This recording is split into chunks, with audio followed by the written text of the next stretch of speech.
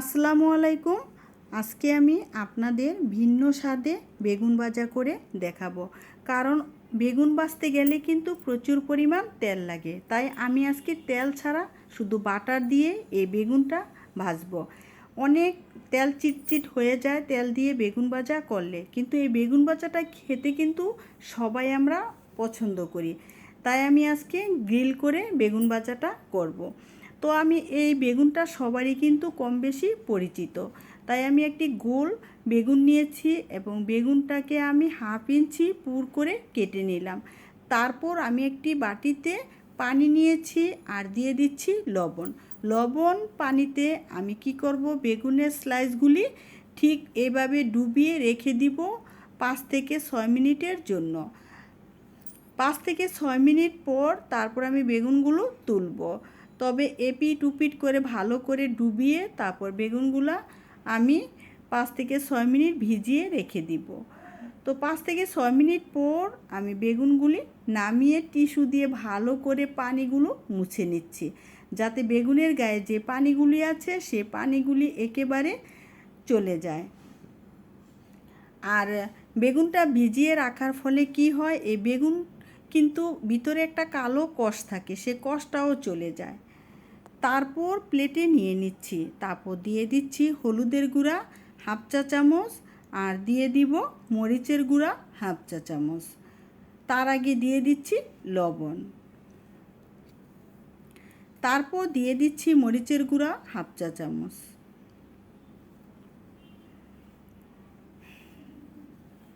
সবগুলো মশলা দেওয়ার পর আমি ভালো করে বেগুনের ভিতর মেখে নিব মশলাগুলো।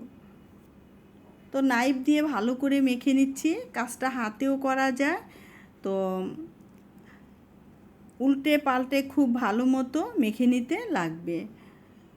তো হাতে করলে সবচেয়ে ভালো হয়, তাই আমি হাতটাই ব্যবহার করব। তো নাইফটা এখন রেখে দিয়ে তারপর হাত দিয়ে ঘষে ঘষে এপিট উপিট করে ভালোভাবে বেগুনের সাথে মশলাগুলো যাতে খুব ভালো মতো বসে, তাই হাত দিয়ে ঠিক ঘষে ঘষে সুন্দর করে বসিয়ে নিচ্ছি। আর ফ্রেন্ডসরা যারা বেগুন ভাজি লাভার তারা কিন্তু এভাবেই বেগুন ভাজা করে খেতে পারেন। অনেকেই বেগুন ভাজা খুব বেশি পছন্দ করেন, কিন্তু অনেক তেল লাগে ভাজতে, তাই সেই তেলের জন্য কিন্তু অনেকেই খেতে চায় না। তারপর আমি নিয়ে নিচ্ছি বাটার। এই অল্পখানি বাটার দিয়ে তারপর বেগুনের গায়ে নাইফ দিয়ে ঠিক এইভাবে বাটারটা আমি মেখে নিচ্ছি। তবে অল্প অল্প বাটার দিতে লাগবে। আর এই বাটার দিয়ে যখন আমি বেগুনগুলো ভাজবো, তার স্মেলটা যে কি আসে সেটা আপনারা করে খেলে বুঝতে পারবেন। দারুণ দারুণ একটা স্মেল নিয়ে আসে। গার্লিক আর হচ্ছে বাটার এগুলা মিলেমিশে দারুণ একটা ফ্লেভার নিয়ে আসে। আপনারা গরম গরম ভাত কিংবা পোলার সাথেও খেতে পারবেন। তো ফ্রেন্ডসরা, আমার ভিডিওটি যদি ভালো লেগে থাকে তাহলে ফ্রেন্ডস অ্যান্ড ফ্যামিলির সাথে শেয়ার করবেন। আর সাবস্ক্রাইব করে না থাকলে প্লিজ সাবস্ক্রাইব করবেন। তো আশা করি আপনারা ছোট এবং বড় সকলেই পছন্দ করবেন। আবার আমি একটুখানি বাটার নিয়ে তারপর আবার হালকা করে মেখে নিচ্ছি। তো মাখা হয়ে গিয়েছে। প্রত্যেকটার গায়ে আমি অল্প অল্প বাটার নিয়ে তারপর মেখে দিলাম।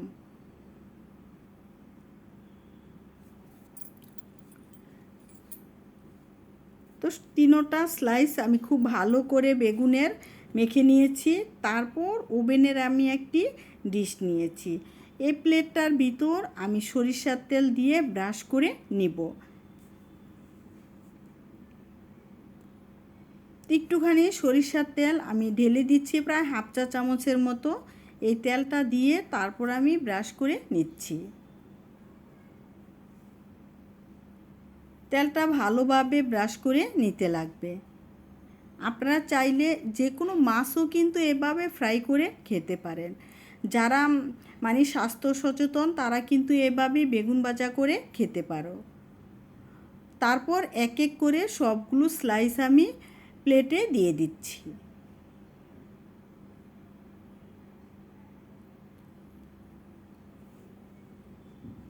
তারপর আমি রসুন নিয়েছি আর গোটা পেঁয়াজ নিয়েছি। তো এগুলো আমি সাথে দিয়ে দিব। এগুলো কিন্তু আমি ফ্রাই করে নিব বেগুনের সঙ্গে। রসুনগুলো কিন্তু একেবারে গলে গলে যায়, ভাতের সাথে মেখে মেখে খেতে কিন্তু দারুণ লাগে। একই মশলা দিয়ে ভালোভাবে মেখে নিচ্ছি। তারপর ওভেনটা আমি অন করে নিচ্ছি, প্রিহিট করে নিয়েছি ওভেন।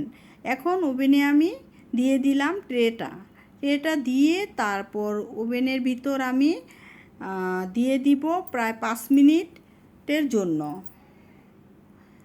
180 ডিগ্রি সেলসিয়াস তাপমাত্রায় 5 মিনিটের জন্য দিয়ে দিচ্ছি। তো 5 মিনিট পর আমি আবার একটা পার্ট হয়ে গিয়েছে, এখন নামিয়ে তারপর আমি একটা স্প্যাচুলা দিয়ে খুব ভালোভাবে উল্টিয়ে দিচ্ছি।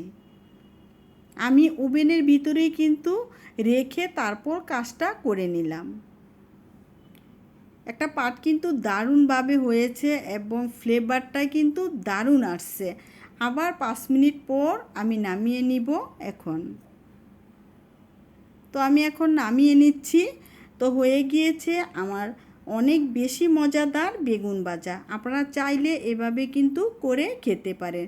তো এ পর্যন্তই। সবাই ভালো থাকেন, সুস্থ থাকেন। আল্লাহ।